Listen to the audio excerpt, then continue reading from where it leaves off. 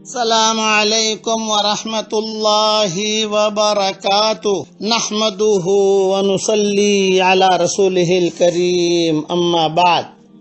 یہ ایک قصہ ہے قرآن شریف پڑھنے کی کتنی بڑی فضیلت ہے، اتنا ذہن میں رکھنا۔ قرآن شریف جہاں پڑھنا ہم شروع کریں گے فرشتے آ جائیں گے گھر میں۔ تعلیم کرو گے فرشتے آ جائیں گے۔ مسلم شریف کی یہ حدیث ہے، ترجمہ خالی پڑھ رہا ہوں۔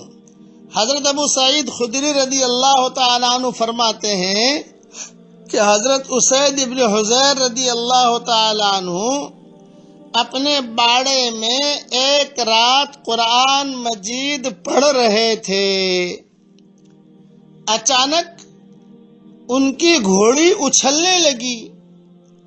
انہوں نے اور پڑھا تو وہ گھوڑی اور اچھلنے لگی۔ وہ پڑھتے رہے، گھوڑی اور اچھلی۔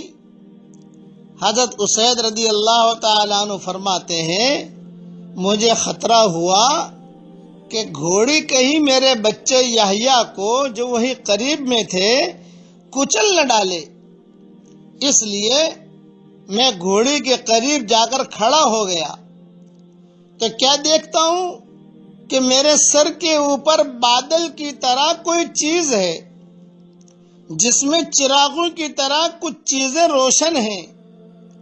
پھر وہ بادل کی طرح کی چیز فضا میں اٹھتی چلی گئی، یہاں تک کہ میرے نظروں سے اوجھل ہو گئی۔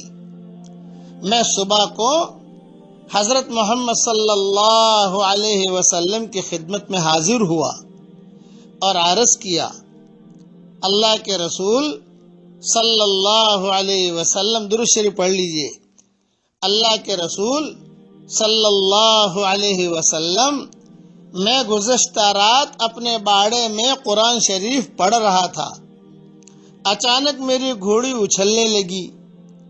حضور صلی اللہ علیہ وسلم نے ارشاد فرمایا، ارے ابن حضیر پڑھتے رہتے؟ انہوں نے عرض کیا، میں پڑھتا رہا، وہ گھوڑی پھر اچھلی۔ رسول اللہ صلی اللہ علیہ وسلم نے ارشاد فرمایا، ابن حضیر پڑھتے رہتے؟ انہوں نے عرض کیا، میں پڑھتا رہا، پھر بھی وہ اچھلتی رہی۔ آپ صلی اللہ علیہ وسلم نے ارشاد فرمایا، ابن حضیر پڑھتے رہتے؟ دیکھو بار بار حضور صلی اللہ علیہ وسلم فرما رہے ہیں پڑھتے رہتے۔ انہوں نے عرض کیا، پھر میں اٹھ کر چل دیا کیونکہ میرا لڑکا یحییٰ گھوڑی کے قریب ہی تھا۔ مجھے خطرہ ہوا کہ گھوڑی کہیں یحییٰ کو کچل نہ ڈالے، تو کیا دیکھتا ہوں کہ بادل کی طرح کوئی چیز ہے جس میں چراغوں کی طرح کچھ چیزیں روشن ہیں۔ پھر وہ چیز فضا میں اٹھتی چلی گئی، یہاں تک کہ میری نظروں سے اوجھل ہو گئی۔ رسول اللہ صلی اللہ علیہ وسلم نے ارشاد فرمایا، جواب دھیان سے سنیے، جواب دھیان سے سنیے، جواب دھیان سے سنیے۔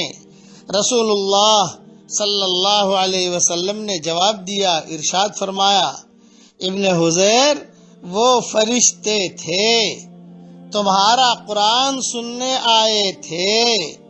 اگر تم صبح تک پڑھتے رہتے تو اور لوگ بھی ان کو دیکھ لیتے، وہ فرشتے ان سے چھپے نہ رہتے۔ مدینہ منورہ کے لوگ سارے کے سارے دیکھ لیتے کہ یہ فرشتے آئے ہیں۔ دیکھو یہ حدیث مسلم شریف میں ہے، اس لیے میں نے حدیث بیان کی، تھوڑی لمبی حدیث ضرور ہے، اس لیے قرآن شریف پڑھتے ہی فرشتے آ جائیں گے، اس کا خیال رکھنا۔ اور کبھی کبھی خوشبو بھی آ جائے گی، کبھی کبھی گھر میں اچانک خوشبو آتی ہے، سمجھ لو کہ فرشتے آ گئے ہیں گھر کے اندر۔ اس لیے قرآن کہیں پر بھی آپ قرآن پڑھنا شروع کرو گے، ہوائی جہاز میں یا جو ہے پانی کے جہاز میں، مسجد میں، گھر میں، آفس میں، فرشتے آ گئے، فرشتے رحمت اور برکت کو لے کے آتے ہیں۔ اس لیے قرآن شریف پڑھنے کا بہت بہت بہت اہتمام کیجیے۔ اب پڑھیے میرے ساتھ، ربنا ہب لنا من ازواجنا وذریاتنا قرۃ اعین وجعلنا للمتقین اماما۔